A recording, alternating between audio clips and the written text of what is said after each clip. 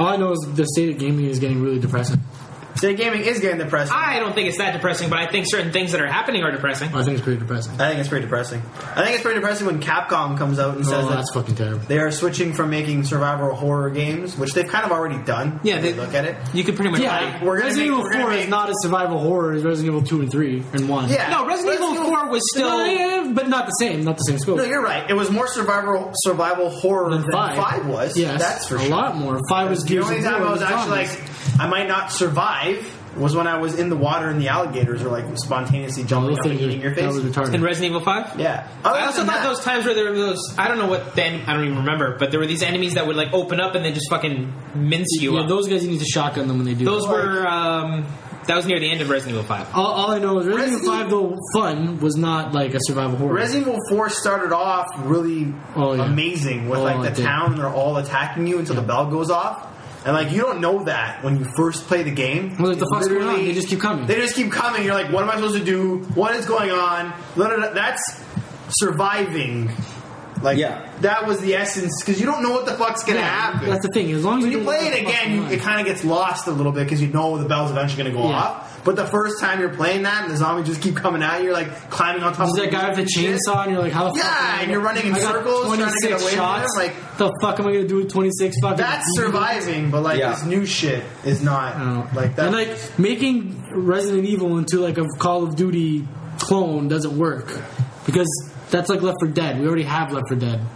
Yeah, and I mean, like, I read your article about this, and I read what the developer was saying. The developer was like, yeah, we were making survival horror games, but we think there's more money in making a mediocre Call of Duty clone, so we're just going to do that because we don't give a fuck what the fans think. And basically what I got from that was an overall lack of confidence in their ability to make a good game. That's essentially what I read from that. It's like, we're not going to stick with what we have, what we've been doing. What we're going to do is we're going to just make a game that has a big market, and then even if we take a small piece of that big market, we'll make more money than if we made a good game in a smaller market. Well, the thing is, making a good game takes a fucking lot of time. Well, no, but if you look at the return on investment, you're kind of fucked. You're right, but the whole thing is, I think this is emblematic of the problem with large publishing companies across several forms of media. Because basically what the guy was saying in the interview was like, in big game publishing, it takes, we spend so much money and time making a game and have to hype it that we have to sell gajillions of units in order to make it profitable. So instead of trying to make stuff that's original and intelligent and challenging, we're just going to make mediocre dreck and cram it down your throats with television advertisements. It's just like, I mean, how many times have we sat around bitching that, you can't find anything decent in the movie theaters? Why? Because the studio say it costs so much to make a movie now that they won't take a risk on making anything actually original. So all we get is fucking remakes of remakes of remakes of remakes. Or they give the Wayans brothers $50,000 and they make a $3 billion movie. Right. Or in the music industry, they need more Wayans. Yeah. In the music industry, why do you turn on radio station? Like either you hear like 17 top 40 stations that all play the same bullshit. You know how many times that they get paid to play? Cycling stations and Lady Gaga is on 3 fucking stations at the same fucking time, the exact same song. Or you get rock stations that have been playing the same music continuously for 20 years. I mean, like, in our area, we have a rock station that's supposed to play, like, new rock. They stopped playing new rock 15 years ago. Yeah. You turn the thing on, all you hear is shit from the 90s or bands that sound like they were made in the 90s. Actually, you know what? Everybody has a 90s new. Like, I thought it was just one station, and then I started flipping around, because I drive between 12 and 1 usually every day to work. And literally like 4 stations out of the 6 that I have programmed on my thing have 90s nooners. Like, holy fuck, have an original idea or something. Right, but like, I don't understand. It's the same thing with the music publishing companies as the film publishing companies as the game publishing companies. Book publishing companies. Book publishing companies. All these guys are on the same track of mind. They think to themselves, well, we can take a lot of mediocre bullshit that'll appeal to like the lowest common denominator, put as minimal investment into making it as possible, and cram it down people's throats with large advertising campaigns, and they'll eat it up because they don't have any better alternatives. Pretty much. And that's why Call of Duty Modern Warfare 3 is the most sold game ever. Yeah. Or is it Black Ops? No, Black Ops was pretty high up. Modern Warfare that beat it recently. Point is, a modern like a fucking Call of Duty game is the highest selling game of all time, which is fucking terrifying. And you know, I enjoy those games myself too. Like I'll play them, but it's kind of infuriating that you're not getting the stuff that you used to. Like even Silent Hill nowadays, like those used to be horrors. But gee, children are learning how to ration ammo. That's important. I actually not in Call of Duty. I really enjoyed playing Silent Hill 1 and 2. Yeah. I thought they were... Oh, those are amazing games. The storylines were pretty eccentric. Well, but if you actually I haven't played the first 3 Silent Hill games, but I was so interested in the story that I actually watched full playthroughs of all 3 games on YouTube just so I could see the story, because it's actually interesting. If you understand that the actual story behind the first 3 Silent Hill games, it's actually fucking fascinating. Mm-hmm. There's actually, it's really interesting, deep psychological horror. Yeah, but that's when they had fucking to make good stories. Honestly, to me, the best horror is psychological horror. Mm-hmm. Mm-hmm. Because really, there's really nothing scarier than something that will fuck with your mind like that. Like things just popping out is great. It's great for that whole scare effect. Then when you go home, you forget about that. But when you're thinking about shit that's actually embedded in your mind. That's what really fucking gets you. It's when you fuck with yourself. Because then you're fucking with yourself. You're brushing your teeth. They just fucking. You're worried about what the fuck's going to be behind you. For those of you that have played the first 3 Silent Hill games, the answer to the question of what the hell is going on is the answer to the question of why are the monsters in the second Silent Hill game different, but they're the same in the first and third Silent Hill game. Yeah, that's what you got to be asking yourself. Yeah, well, that's actually pretty. It's all what Harry Mason. That's technically a plot giveaway, but that's pretty good. Harry Mason's my boy. Well, I mean, I have no idea. You haven't really spoiled anything. No, you haven't spoiled anything, but it shows you that there's links. Yes, but the point is that shit doesn't happen anymore. That's the thing, though. Like Silent Hill, it fell off a cliff because when Resident Evil 4 specifically started selling, Konami was like, "Holy shit, we're going to lose our shit." And they decided we're going to try and copy Resident Evil 4. That was a stupid decision. But they couldn't copy Resident Evil 4's formula, so they went into obscurity. Now, I know how you're saying, okay, Capcom saying they're going to make it more of an action game, they're going to make a Call of Duty clone. They're probably not going to make a Call of Duty clone. They're probably just going to make another Resident Evil 5 or another Resident Evil 4 that's more action-y. But the problem is it's going to be a first-person shooter action game with horror. No, it's not going to be a first-person tacked on. No, okay, fine. It'll be an action game with horror tacked on rather than a horror game with action. Yeah, but Resident Evil, we already know what that is. You know what the last fucking horror game that actually made me legit scared was? Fucking Alan Wake. You know why? Dark as fuck. Darkness was kind of scary. But bro, you couldn't see fuck all. You know what? There were times you had the flashlight and the flashlight didn't let you see fuck all. Yeah, no, you know what? And that's one thing I wanted to bring up specifically about Silent Hill. Silent Hill did its best because it worked within the limitations of the systems that it was on. And this brings me to another point which I'm going to bring up in a little bit. There was shit tons of fog in Silent Hill, but that worked with the atmosphere. It was the fog was there not only to hide the fact that the systems just couldn't push the 3D graphics that they were trying to pull off, but also because it gave atmosphere to the games. It did get when it's a foggy night where we live. First thing I say is fucking Silent Hill out here. Actually, that's what association I have. You say that. Yeah, you say that. I mean, I think that's actually kind of connects to this that. As these systems have been pushing for more and more graphics, it's kind of raised the barrier to entry for producing games, for the time and investment it takes to make them. I think that's a large part of the answer for why games have become so kind of concentrated into narrow genres and becoming clones of each other, because it just takes so much monetary and time investment to make games. I mean, look at RPGs today.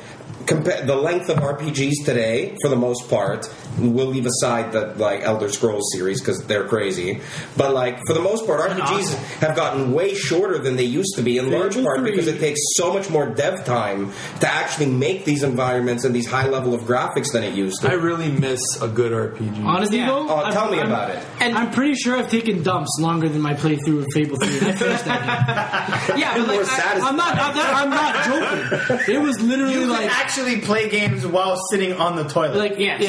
Your basement is set up. You can play it. Oh, can I just say something? Speaking of good RPGs, Solomon's Keep for iPhone is a great fucking RPG. It is harkens back RPG, to simple classic sort of style. It's fairly contained. It's a dungeon crawler. It's got a point A and a point B. It's a good fucking game that I've probably beat 4 different times because you can specialize your character differently. But that's the power of simplicity. And actually, I want to raise the point. That's why I like that there are platforms like iOS and Android happening at the same time that these consoles are getting super advanced. Yeah. Is that they show that you can get a lot out of keeping it simple. You can have good quality games. Fucking Angry Birds had me going for like 2 weeks when I first played it. It's like Minecraft. It's so simple. Yeah, exactly. That game is fugly and so simple. Yeah, I'm pretty excited. I've played more hours of Minecraft than any other game in the last. That's why these digital platforms that these systems have, like PlayStation Network, Xbox Live Arcade, even the 3DS eShop nowadays with games like Pushmo and just not Origin. Mighty Switch Force and stuff. Even the PSN, they got great games coming out for them, and that's why I like the systems we have now to a certain extent because they have space for both these high budget titles. And also these, like, you know, small indie titles. Like Steam especially is great for these things because you can literally just you don't need a publisher. You could just put stuff on Steam right now. And it's great for that. I actually it's also really good about the Kickstarter thing. I actually said at the end of my article about how a lot of the games that I've played recently that I've really enjoyed and stuck with for a while were the actual, like, low-budget indie games. And honestly, I hope Kickstarter, like, becomes, like, a more prominent thing. Yeah. But that, like, fucking companies just cut out the fucking publishers and fucking... go straight to the fans. But like the thing is, like the problem is that there's too much money involved for these people to be putting money into projects that might fail. I mean, we see companies live and die off of these things. Like more recently, there was a large amount of layoffs at Obsidian, who basically what they did was they made Fallout New Vegas, which was a bad game. But because they didn't reach a Metacritic score of like 86%, instead they hit like 85. They didn't get it. Like I think ZeniMax, the people who own Bethesda, didn't give them a certain amount of money because if they didn't reach a certain amount of Metacritic score, they didn't get a certain amount of money. It was like you can only get this much. So they literally got screwed out of any like residuals for sales for that game. So it's just like, and that was a fantastic game. Fallout New Vegas, for all of its problems, was a fantastic That's game. the picture I had. But the great irony, I think the great irony in all of this is, you know, all the publishers talk about this, about like, you know, the amount of time and money they have to invest in games and why they try and play it so safe. But what's the net result we see of these companies try to do this? They make a lot of really mediocre games, and in every segment where there's all these mediocre games, the majority of them fail because they're crap. They have nothing to carry them besides their advertising. I mean, why else would there be, like, a thing we're going to post on our site at some point, of all the companies that EA has destroyed once they bought? Yeah, pretty much.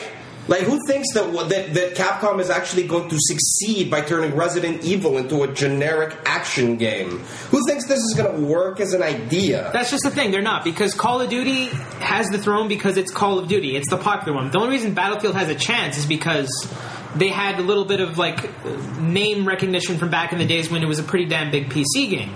Yeah. But companies like THQ, who tried to start a new franchise like Homefront, that had such a marketing push behind it. It even had a fantastically interesting concept of, like, you know, what if Korea took over the United States and it was an occupied United States? Like, what was that movie?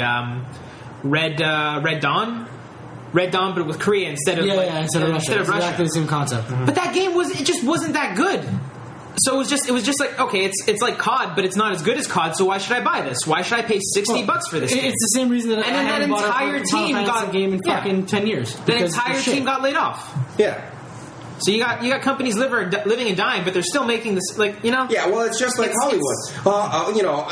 The studios are all complaining that, like, they can't make money selling tickets in movie theaters now. But so they're trying all these stupid gimmicks with, like, 3D re-releases and crap like that. But, like, they wonder why are so many fewer people going to the movies these days? I don't know. Maybe it's because 3/4 of the movies 90% of the movies are terrible. Yeah. I haven't been to the movie theater in like a year and a half. The last thing I saw in theater that I didn't regret spending my money on was Tinker Tailor Soldier Spy, which was made in Europe. It's a fucking by people who don't give a fuck about the American studio. My brother handed it to me and goes, "Watch this movie." It's fucking. And I'm like, I don't even know what this is. But everything that made that movie good was because it was made outside of the studio system. Fuck. It's true. Yeah. The best I want to chime in on this because like I'm involved in this. You know film, dude. So it's true. The European film industry, especially France, has always had the balls to do things without living in fear of the kind of studio system which resides in North America. They're not afraid to be experimental, even to their detriment. But ultimately, they make a lot of great films, most of which you have to go to the specialty theater or wait until a festival comes around to even see, or dig on the internet like you do for anime to fucking watch. It's kind of sad. And you know what? North America makes some good stuff. But I gotta say, as a person who's budding into the industry, it's a pretty scary prospect that the North American film industry is pretty much in shambles right now. Yeah. Hollywood is churning out, for the most part, shit. That's putting it lightly. Ninja Turtles? It's putting it lightly. Okay, well, for all that big budget, high profile shit you were talking about, regardless of the format that you're referring to, there is an equal and opposite independent body that will put something out that's great, and they have less stress and less pressure and more enthusiasm. Maybe that's not fair, but what I'm saying is that there are people who deeply respect the value of art and how much people crave good storytelling and the satisfaction despite the medium, and there are people who gravitate too much towards the business side, and then one thing suffers. It's a balance, because art and business are always going to be intermingled.